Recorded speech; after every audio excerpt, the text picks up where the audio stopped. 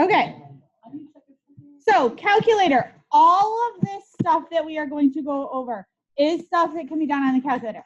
There's lots of tricks and stuff to the calculator, ways it should help you. But again, if you don't know the buttons or you don't know what buttons to be pressing when, it kind of becomes a useless tool. Okay, now it is a tool, and I'm telling you, you cannot raise your hand during the test and say, I don't remember how to change the table, or I don't remember how to do the absolute value bars. So studying, just like you have to study vocab, it's just as important to study the calculator stuff. And if you forgot or were unaware, in OneNote for all of you, the helpful links, there's a helpful link document that got pushed out to you, is Quizlet vocabulary flashcards.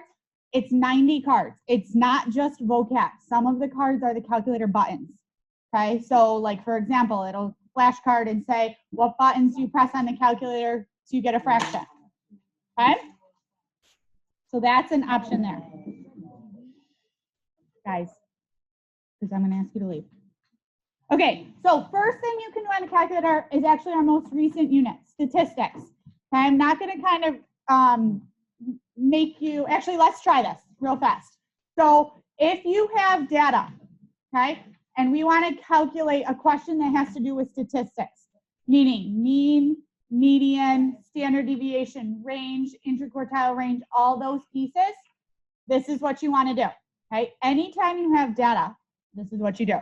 So you guys can try along with me. So in your calculators, let's put in that table there just to try the buttons and see. So 1, 2, 6, 5, 8. So you would press stat and then enter on edit. Split that. Couple things the way it is.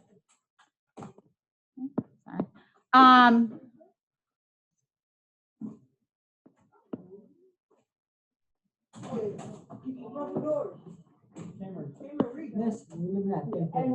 Yep. Okay, so stat, enter on edit. Okay, if there is data there, just a trick is going up and hit clear on the list. Do not hit delete. If you delete it, the list actually deletes and then it will mess up all of your other data.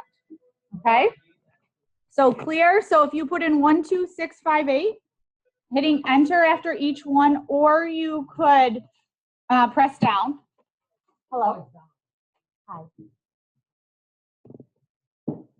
Yes. Okay, you're welcome. Okay, so once our data is in there, when you're calculating statistics, will you ever put anything in list 2? No. So if the question is asking you to compare a set of data, say you want to compare, like we did an example in class with movies, movie A compared to movie B. You can't put movie A in list 1 and movie B in list 2 and it calculate it all at once. It won't work. So when you're calculating statistics, it only does one list at a time. Okay, so data in, stat, if you read it, we arrow over to calc and we hit enter right on that first one. There's nothing fancy you have to do here, just enter through to calculate. And there is your data right there. The ones that are important to us, it says it here. So the X bar is the one with that's mean. Okay, that's important to us. Then we do not need the EX squared, the SX is not important. Okay, the next one that's important is standard deviation, and that is the O looking one. Okay, and kind of is, it's how many pieces of data you have. So we put in 5 pieces of data, but it's not one you need to know per se. And then if you scroll down, there's a few more available, but they are min, Q1, which is quartile 1, med, which what is MED short for? Median. Q3 is short for quartile 3, and max. Okay, those 5 right there make up the 5-number summary. That 5-number summary, if you want to write it down, is good for measures of position. Okay, 5-number summary is good for measures of position. Also good for helping create a box plot. Okay, so those 5 things create a box plot.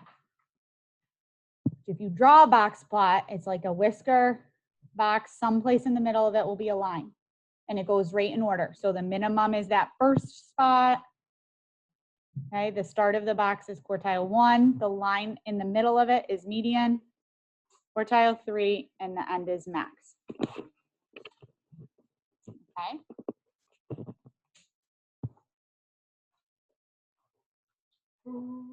Okay, kind of quick review as we're going through statistics. There was 2 things that the calculator doesn't directly calculate for us.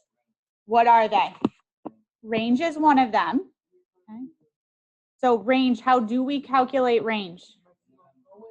Yeah, lowest and the highest, subtract them, or maximum minus minimum. Okay, so yes, we have the maximum. Yes, we have the minimum. The range will never pop up on the calculator screen. And then the other one is the interquartile range,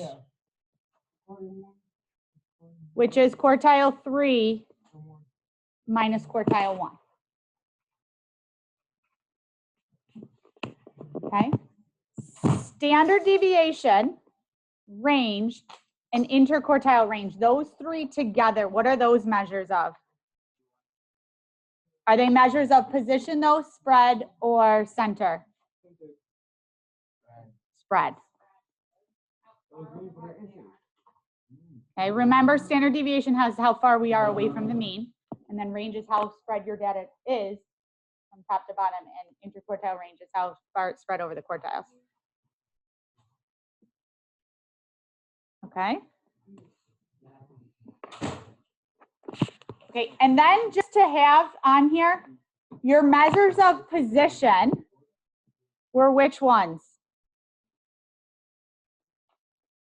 Or I'm sorry, not position. I did not mean to say position. We already answered position. Position is a 5-number summary. The measures of center are which ones? There's 2. Median is 1. And the mean. Okay, so there's 3 ways we can look at measures: center, position, and spread.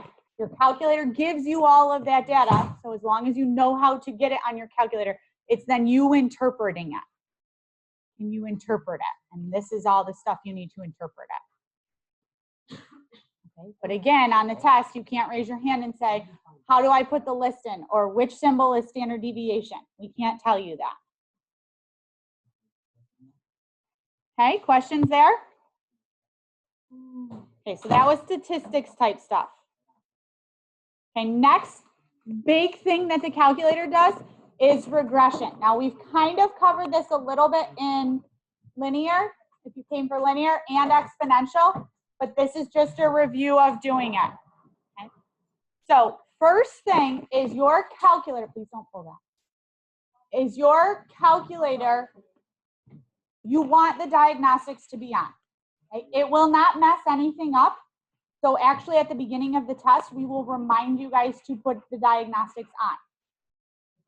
But I do say that with a caution, because if you've learned to reset it by either pressing second plus 712 or pressing the little button in the back, if you reset the calculator at any point throughout the test on your own, we can't tell you.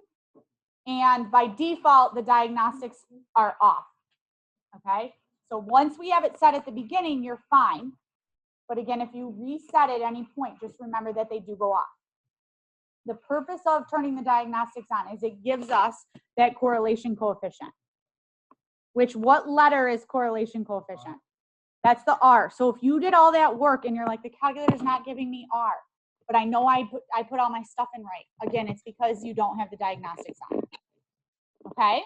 So let's everyone try and do this right now. Turn them on.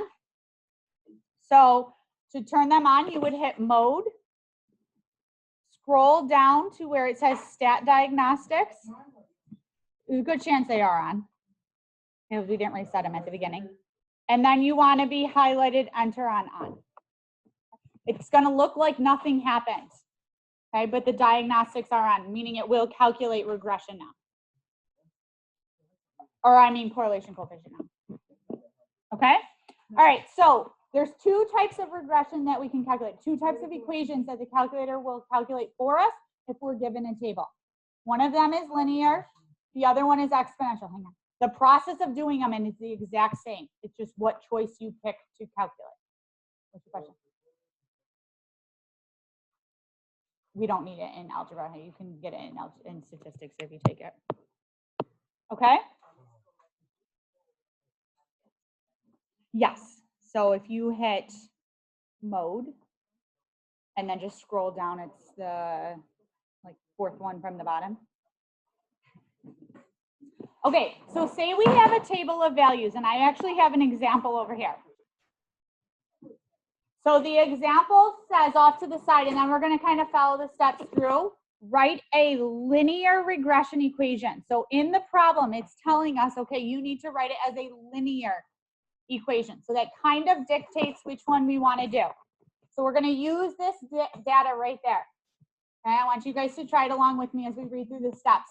Time, is that the equivalent of X or Y, the way that table's written? X. Okay, time is the equivalent of X. Temperature is the equivalent of Y. Meaning, in your table, time, is it going to go in L1 or L2? Time goes in L1 and temperature goes in L2. Okay, I want you guys to follow these steps with me. So I have a table and it tells me to write linear regression. Okay, so yes, it says to enter the data, press stat. Yep, yes. So press stat, enter. So I'm just following and reading the steps there. Again, we had data there. So to clear out data, go up on the list, hit clear, enter. Okay, so now it says type your data in. Okay, so I'm just going to go through hitting enter after each one.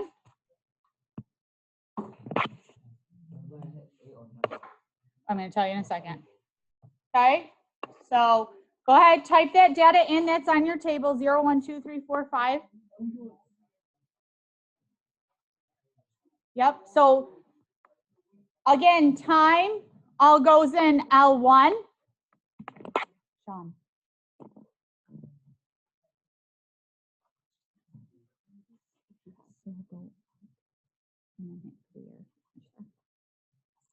And then arrow over to L2 and you can put in the temperature. So again, the biggest way to get these wrong is if you type in data wrong. So you do, while you want, you know, most of you are pretty fast typers from texting and whatnot, you want to make sure that you're typing your numbers in, because mistyping a number will give you the wrong answer. Okay? If you get an error on your calculator, chances are go back to your table, especially if it says dimension mismatch. It means you didn't type your table in right. You have one column that has more numbers than the other. Oh, see, thanks. I typed in data wrong. Yep, I would have had to go back and figure out what I got wrong. Okay. All right, so if we are following through the steps there. Okay, step 1 said enter all the data, stat enter, type the data in. I did that. Okay, so now to get linear regression, because someone asked me which one do I pick? The question said linear. So I'm going to hit stat, arrow over to calc, and for linear regression, we pick 8. Okay. You could pick 4, it's going to give you the same thing. Okay. Do not pick 9. ln is not linear. You need lin. Okay. So you don't have to memorize it. It says it there, but you have to read them. Okay, so 8. I'm going to enter through. What do I press when it says store regression equation? Alpha trace enter. It says it right there. So if that's a step you forgot, arrow to where it says store regression equation. And then you're going to press alpha trace enter. Right, and then you can go down to calculate. And there popped up all your stuff. So that same table is written on your paper. Okay, it's great that you got it, but now how do we actually write it on paper? So our calculator did all the work for us, but now how do I put this on paper? So hang on. So if we look at our problem, it said write a linear regression equation rounded to the nearest tenth. Okay, right here in this box is all your rounding. So if you've forgotten, integers and whole numbers are no decimals. Tenth is 1 decimal, hundredth is 2, thousandth is 3. Okay. Every equation starts with what? Y equals. Okay, the calculator is telling us what to do right at the top. It says, okay, here's the form you want to follow. A plus bx. A is just a number, b is just a number. Okay. Instead of a, based on our calculations, what number to the nearest tenth are we going to put? 176.7. Now that was just a. There's nothing attached to it, so we call that the what? Y-intercept, or starting value. Okay, now your b is what? Your b is negative 16.8. So you could either put plus negative 16.8 or just minus 16.8. Okay. What gets attached to the b though, according to the equation at the top? The x. You can't forget to write that. Okay, otherwise it's not linear. Yes. So good question. Does it matter what variables? If they don't specify, I would use x and y. But if they say like, write an equation where t represents time, then you got to use the variable they say. Okay, good question. Okay, so that would be your linear regression equation. What's the other important thing on that screen? Correlation coefficient. Which one is the correlation coefficient? The R. You will never use. Correct. Don't use R squared. Okay, now remember, correlation tells us two things. It tells us the strength and the direction. So if you want to make a note, correlation tells you strength and direction. If it asks you to interpret, I'm going to tell you right now. Guys, the talking has to stop because I want to be done with these notes. Okay, it doesn't count then. The R tells you two things, strength and direction. Okay, direction should be pretty straightforward. If the number is positive, the direction is positive. If the number is negative, the direction is negative. Okay. The strength, if the number, ignoring the positive and negative, if it's close to 1, that means it is strong. If it's close to 0, it's weak. So negative 0.9956. First of all, what's the direction? Negative. What is the strength? Strong. So we would say there is a strong negative correlation. If it says put it in context, make sure you add in the other side. So we would say there's a strong negative correlation between time and temperature. So for example, this could be like a cup of coffee, meaning it starts out super hot, as time goes on, it cools. Okay? Okay, I knew to pick 8 because the question said linear regression. I'm not going to make you type this in, but if it says exponential equation, you do the exact same process, except you pick 0, EXP regression. So you have to read what type of equation it wants. Right? And the way you write it is different. So I'm not going to make you put that data in. You'll have time to practice. But if this was it, you follow this form. So your equation would be y equals. The way you write exponential looks slightly different. What do we replace a with? Based on what this little, what? Yeah, but what? No. Based on what this is saying right here. What number did they say a is? 1. Okay, but exponential looks different. There is no plus or minus. It's times. Okay, b is 2, and then my variable is an exponent. Again, that form tells you a times b to the x. That's exactly what we did. A times b to the x. So read the form. But again, how do you know which one to pick? You got to read the question. Does it want linear? Pick 8. Does it want exponential? Pick 0. Okay, so that's all regression. Again, I'm telling you, you cannot raise your hand on the test and say, I don't know what to pick, 8 or 0. We can't tell you. Okay, evaluating functions. This we've done a lot. So if the problem is here given and they give you a function and they say evaluate f of 6. I'm not going to make us do this, but you type the table, you type it into y equals. So you would put your function in y equals. There's something there, clear it out. So 2x plus 5. And you go to the table. To get the table, we do second graph. And you scroll to where the number is in parentheses. The number in parentheses, is that the x value or the y value? Yeah, do you go in the x or the y spot? X. So the number in parentheses is the x value. So when x is 6, your answer is 17.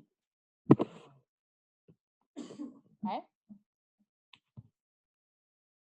Okay. Same thing works for fractions.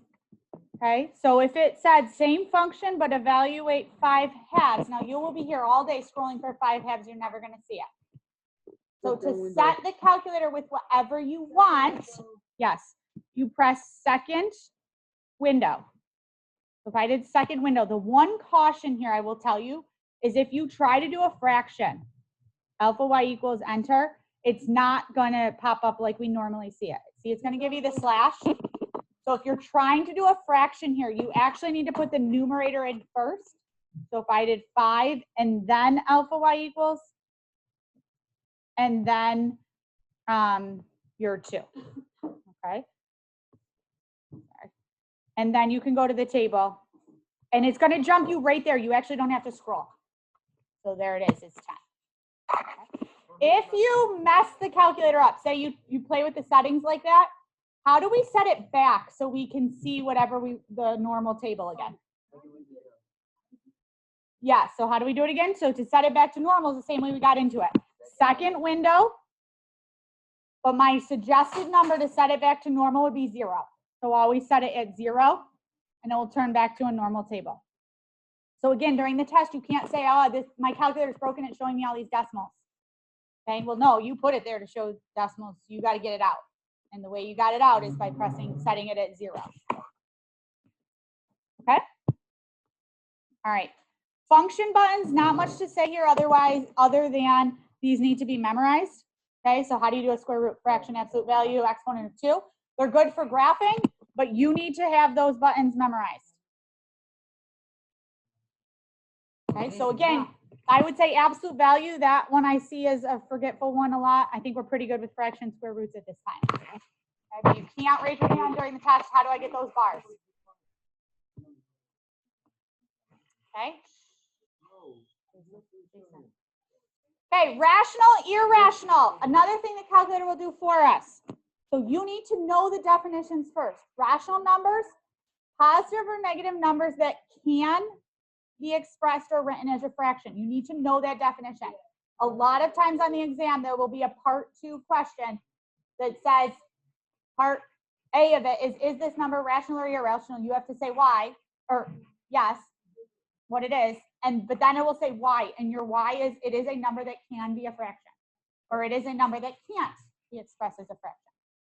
Okay, one thing with rationals, I wrote it includes integers, because although your calculator won't show, like 5 is a rational number, because technically I can write it 5 over 1. Okay, so be careful if it just pops up an integer or a whole number, because I can write that as a fraction.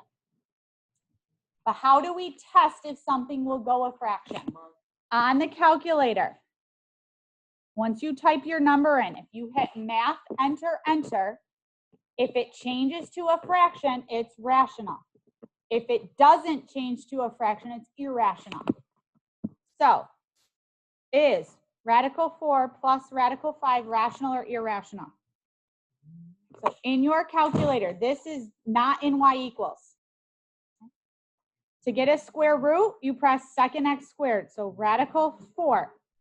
Now the radical 5, the plus, is it underneath the radical or is it on its own? So how do I get out of the square root? Arrow to the right. Okay. So plus the square root of 5. Okay, hit enter. Okay, now it came out long, looks like not repeating ongoing decimal. But to test if it's rational or irrational, math, enter, enter. Did it turn to a fraction? So is it rational or irrational? Yeah. So we could say irrational, okay, because it can't be expressed as a fraction.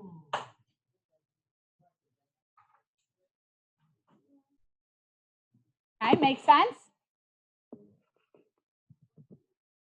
Okay, so the next one, if you were to try it, again, just put it in your calculator. That little dot means what?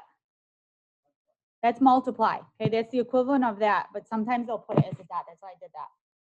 Okay, so 2/3. Again, good practice to get a fraction. Alpha y equals enter.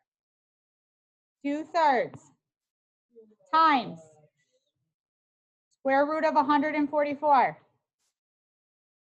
Came out 8. Now, if you do math, enter, enter, it stayed the same. But that is what type of number? That is rational because really I can put it over what?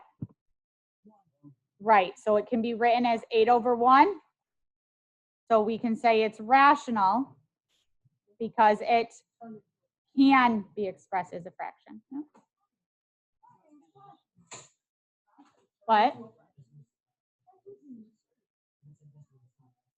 Not necessarily. Like if you just tried a decimal, like 0.5, and did math, enter, enter, turns into a fraction. So don't just assume because it's a decimal that it's irrational. If it's a non-repeating, forever ongoing decimal, that's irrational. Okay? But again, on the test, you can't raise your hand and say, what buttons do I press to see if it's a fraction? I can't tell you. Okay, and then the last small quick thing is if the problem says, and you can use this strategy a ton, we did 2 full days of review on it. If it says same solutions or equivalent expressions or another form, for example, if it gives us in factored form and they want it in vertex form, they're equivalent to each other. You put whatever the problem is into Y1, and then this only works for multiple choice, but you put each choice into Y2, and your answer or your equivalent one is when the tables, the Y values are the exact same. Or if you were to look at the graph, it would graph blue, and then as long as you put it in Y2, it would graph red directly over it. You would actually not see blue anymore. I caution you with looking at the graph because sometimes your window you have to remember is 10 by 10. If I give you a starting value of 50, it might not show. Your calculator is not broken, go check the table. Okay? Because I get people all the time during the test and raise their hand, something's wrong with my calculator. I know I put it in Y equals right and it's nothing showing. It's just too big to see. Okay? Questions? So alpha y equals enter. Okay, so there you guys have about 20 minutes. There's plenty here to practice. It's a mix of all the calculators. Okay? Oh, I'll come help you. Okay? The answer key I will distribute out. Do it and check. If you have questions, ask. Okay? But you need to be working. If you're going to sit and chat with your friends, we're going to ask you to leave. Okay?